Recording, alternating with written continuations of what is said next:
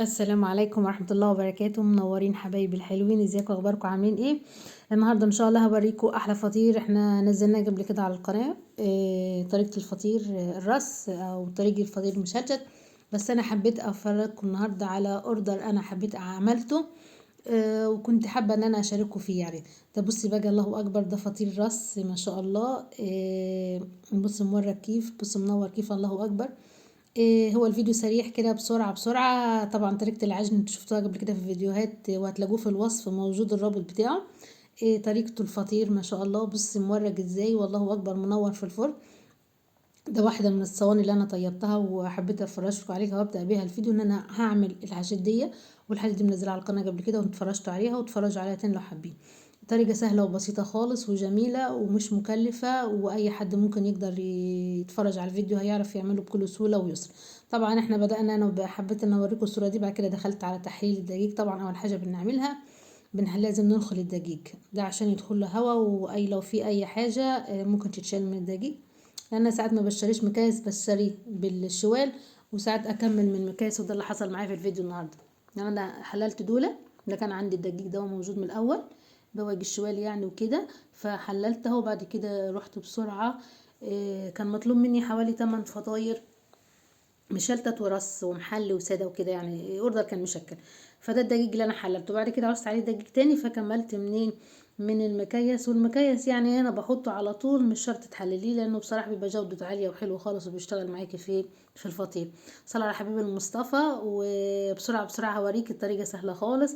العجين ميه وملح، وبكل سهوله بتعجني اي كميه دقيق، ما تقلقيش. بس اهم حاجه ان العجينه لازم تريح في الفطير، ده مبدأ اساسي، لازم العجينه تريح علشان نسيجها يبقى متماسك معاكي ويشتغل معاكي حلو خالص. انت ممكن تعملي كيلو تطلعي منه ما شاء الله برضو فطيره واتنين، الله اكبر. بس ده كان مطلوب مني اوردر كبير، وانا حبيت ازود شويه، يعني عملت فطيرتين للعيال بالمره، عشان ايه؟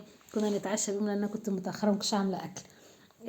بصي، انت بتنزلي بالدقيق، تحطي ذرة ملح وشوية سكر، ده بيخلي الطعم العجين يعني ايه، حلو. لما بتاكلي الفطير بتلاقيه مظبوط ملح، وفي نفس الوقت حتة السكر بتوزن الطعم معاكي.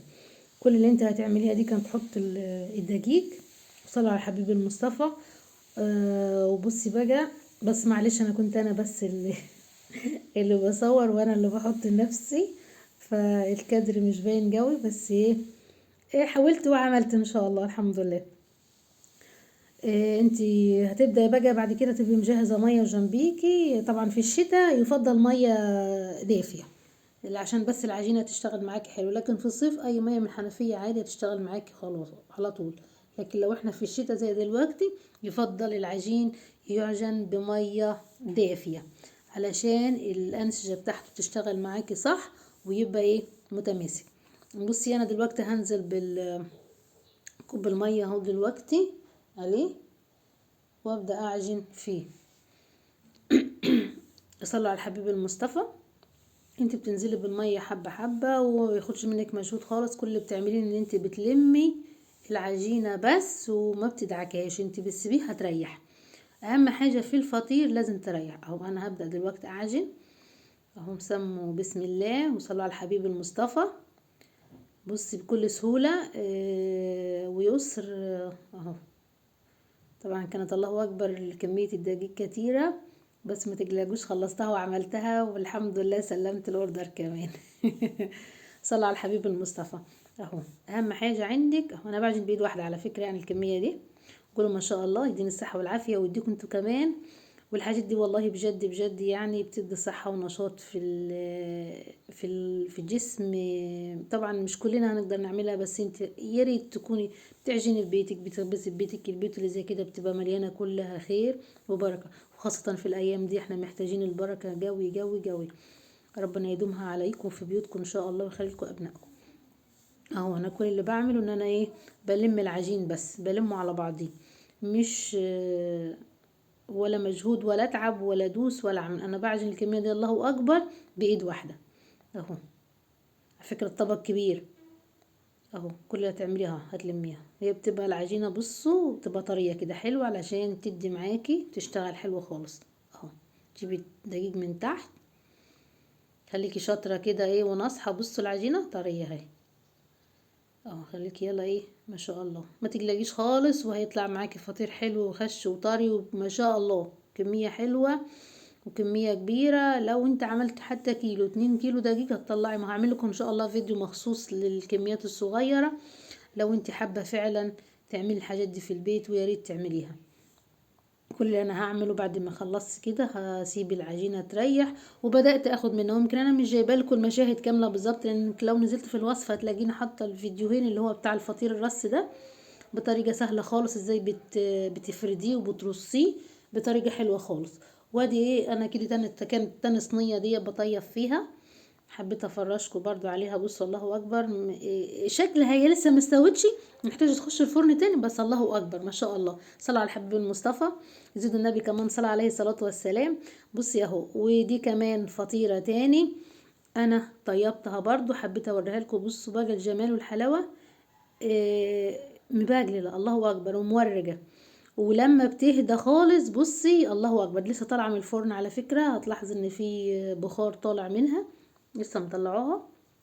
بصي خفيفة كيف وسهلة خالص. وعلى فكرة ولا تقولي بعرف ارج ولا نشابة ولا عود، الطريقة موجودة عندك في فيديو في الوصف. بصي لسه منزلها، لسه طالعة من الفرن. بصوا ما شاء الله. بعد كده بدأت ايه ان انا اكمل الباقي بقى. كان في برضو مشلتت، حبيت اشارككم جزء منه برضو بسيط، لان معلش ان انا عشان اصور كل ده بياخد مني وقت جامد، ومش هيطلع ومش هخلص الاوردر، والناس مش هتاكل ومش هتتغدى الفطير بتاعها. بس انا عامله لكم فيديوهات قبل كده اتفرجوا عليها في الوصف. بص بقى دي كمان فطيره تانية برضو دي راس.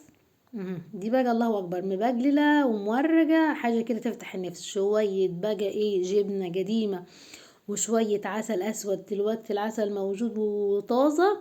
بص بقى والله اكبر توفيكي انت ولادك. بص دي فطيره مشلتت، دي بعد ما طبقتها انا هفردها لكم واشوفوها. بصوا بصوا ما شاء الله حجمها كبير، وما شاء الله على فكرة واخدة حوالي كيلو وربع دقيق يعني، او كيلو دقيق الفطيرة دي، بس حجمها كبير كفيك انت والعيلة اهو. بصوا الجمال طريقة كيف. على فكرة ما رجيتهاش ولا شديت ولا عملت، الطريقة موجودة عندك في الوصف بتاعت المشتت هتلاقيها، كنت منزلها لك. طريقة سهلة خالص. بصوا هتلاقيني انا هفردها صينيه كبيره على فكره تكفيكي انت والعيله، وما شاء الله ولو دخل عليك ضيف ولا حاجه برضو هتستري نفسك وتبقى حاجه حلوه قدمتها لهم اهو. بص ما شاء الله الله اكبر، صلاه على الحبيب المصطفى. ده بقى بص ده الراس اللي هو انا بعمله دواير زي ما وريتها، هتشوفيه في الفيديو لو حبيت تتفرج عليه، وبفرده بينا الشابه بس مش اكتر. ده بقى محلي، كان مطلوب منه فطير كمان محلي معمول له شربات. في منه اللي كان مطلوب بالشربات، وفي منه اللي هو بس احط له سكر بس من جوه العجين نفسه، انا برج زي كده وبفرد، مش بجيب شربات. في ناس بتحبه كده اللي عندها السكر وكده، شفاكم الله وعافاكم، فبيبقى مطلوب الحلا يكون خفيف. لكن ده دي محليه انا حشيها فول سوداني وجوز هند وزبيب، وبقطعها زي كده، وبعد ما بتطلع من الفرن انا بسقيها بالشربات. وفي اللي بيطلبها زي ما قلت لكم بالسكر بس، يعني انا بحط السكر ما بين كل طبقتين 3 كده، افردها بعد ما احط السمنه ارش شويه سكر، بتبقى طعمها حلو خالص على فكره، وسهله وخفيفه ومش مليانه سمن. على فكره ابو الحسن الفطير انا مش مكتره فيه شغل سمن، يعني بتقدري تاكلي بيه وتستمتعي، مش بتحسي ان هو ايه تقيل عليكي. يعني اي حد ايا كان صغير او كبير بيبقى جميل ليه الفطير ده وبياكله بالهنا والشفا. صلى على الحبيب المصطفى. كده انا قطعتها اهو، هقطعها وبعد كده هسقيها بالشربات المعجود على النار، بس يكون بارد طبعا، والصينية بتبقى سخنة. بتقطعي احجبة زي كده مثلثات اي حاجة، اي حاجة انت عايزاها، صغيرة كبيرة برضو براحتك زي ما انت عايزة. في ناس بتطلبه مقطع كبير وناس بتطلبه مقطع صغير. فكده ايه انا ايه قطعتها، وبعد كده اول ما بتطلع من الفرن انا بسقيها بالشربات. تمام. وكان في اوردر تاني فطير بقى. بصي ده برضو دي فطيرة تانية. بص الطريقة سهلة خالص. انا كل اللي بعملهم بقطعهم دواير صغيرة 30 ولا 28 واحدة، وبدورهم بأي حاجة وافردهم واحطهم على بعض زي ما انا عاملاكي، وبعد كده امسك بنشابة زي كده. بصي واحدة واحدة اهو، كل اللي هتعمليه تفرد الاطراف، افرد الاطراف بس، فردت الاطراف هتمسكيها وتشديها، تشدي تشدي تشدي تشدي وتحطي في الصينية، وتشتغل معاكي ما شاء الله، الله اكبر. وسهلة خالص وبسيطة. واظن يعني في الغلا ده، ايوه الدقيق غالي، بس الحاجات دي لما بتعمليها وتسيبيها عندك في التلاجة لولادك لما بيجوعوا بيطلعوا منها وياكلوا بعسل او جبنة، حاجة حلوة وحاجة شهية، وبتسدلك وقت انت مش فاضية تعملي فيه اكل او انت بره في الشغل. يعني انا عن نفسي بعمل كده، ممكن اعمل فطيرة كل كام يوم وارميها في التلاجة واحطها لاولادي بياكلوا منها منين ما يجوعوا، يعني بحيث ان انا لو ملحقتش اعمل اكل وبيبقى صعب. انا بحبه بايت، بحبه هو في التلاجة وبعد كده اسخنه لكنه لسه معمول جديد. لكن اول ما بيطلع من البتاع لا، بحب المحل بس، لكن السادة ده لا، بحبه بايت اكتر. صلوا على الحبيب المصطفى. اهو بص انت بتعمليهم كده فوق بعضيهم فوق بعضيهم بكل سهولة اهو. وكل اللي انا عملته اني سبت العجينة تريح بس مش اكتر. طول ما العجينة معاكي مريحة بص بتتفرد معاكي زي اللبانة بسرعة، زي الاستك اهو، ما تقلقيش خالص. واي دقيق على فكرة، مش تقولي انا هجيب دقيق فاخر، اي دقيق اي نوع دقيق عندك، ولو دقيق قمحي يبقى احلى واحلى، صحي جدا ومفيد لينا واولادنا ما شاء الله. كده انا عملتي بصوا بقى المشلتت بعد ما انا بعمله طبقتين فوق بعض زي كده بحطه في الصينية. ده برضو هتلاقوه في فيديو في الوصف اللي انا حطاه طريقة المشلتت. انا كل اللي بعمله ده عاملة 2.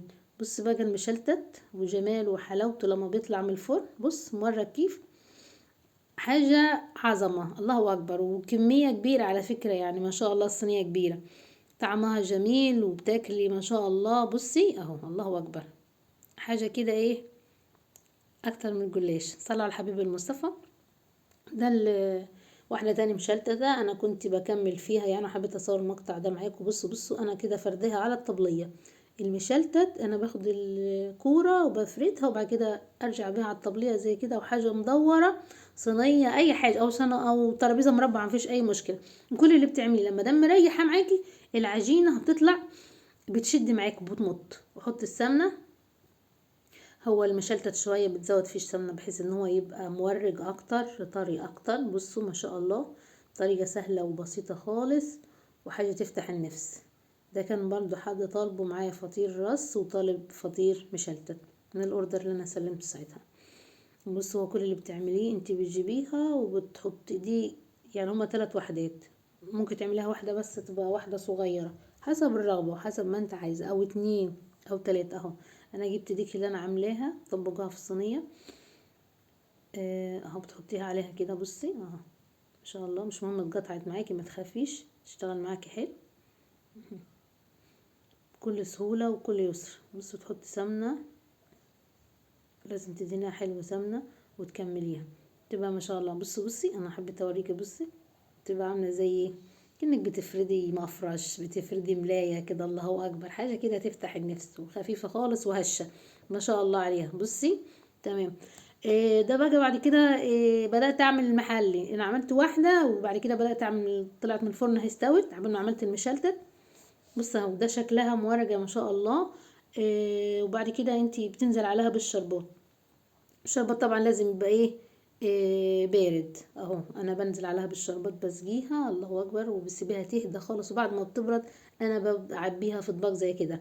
بصوا بقى ده عندك في فطير بصي من غير سكر، وفي ده من غير سكر من غير شربات محطوط فيه سكر بس من القلب. بصي مورك كيف زي الجلاش، بصي ما شاء الله مورك خالص. بص اهو ده زي الجلاش، ده محشية سكر من جوه ومرشوشة سكر وعليها مكسرات.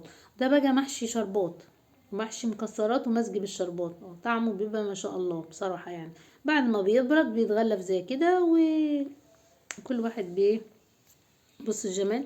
ده بقى دي الرص بعد ما بطلعها من الفرن بحطها زي كده، بقطعها 4 ارباع بحطها كده في طبق وبغلفها وبحطها في الكيس وبالهنا والشفا لاصحابها. وده كان اوردر النهارده حبيت اشارككم فيه، يا ريت شير ولايك ولايكات كتير عشان بس الفيديو يرفع، ويا ريت تشتركي معايا في القناه لو انت حابه وراغبه تتفرجي على كل جديد. وان شاء الله معايا فيديوهات حلوه جديده جايه اليومين الجايين، احب ان انتوا تشاركوها معايا ويا ريت تشرفوني وتنوروني. واحلى لايك من عندكم وصلوا على الحبيب المصطفى. وان شاء الله كده باذن الله تكونوا استمتعتوا بالفيديو، بسيط وسهل خالص، والطريقة سايبها لكم في الوصف بتاعت المشلتت والرص لو انتوا عايزينها تتفرجوا عليها. وكده شرفتوني ونورتوني، والسلام عليكم ورحمة الله وبركاته.